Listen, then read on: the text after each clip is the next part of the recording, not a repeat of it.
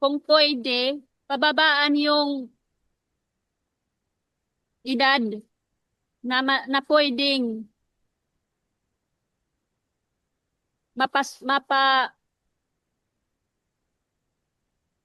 pwede nang makasuhan.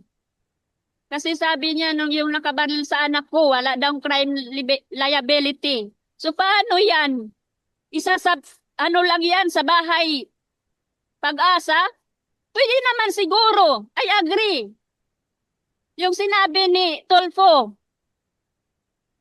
I agree po. Yung sinabi niya, pwede naman siyang makulong doon sa ibang pasilidad na pwede sa kanilang edad para din nila maramdaman yung sakit, yung parusa na karapat dapat sa kanila eh. Disiplinahin din sila. Kaya nga yung bata, pag nakakaano, makakasala, di ba? Pag bata yung makakasala, di ba, may ano, disiplinahin, turuan ng maayos, turuan ng tama. Sabihin na yun, hindi yung tama yung ginagawa mo. Hindi yung tama. Di ba paparusahan yan? Papaluhurin? Papaluon ng senturon, di ba?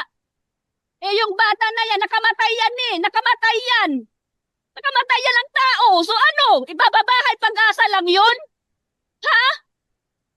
So dapat may pasilidad din na nakarapat dapat sa kanila. Maramdaman din nila yung sakit.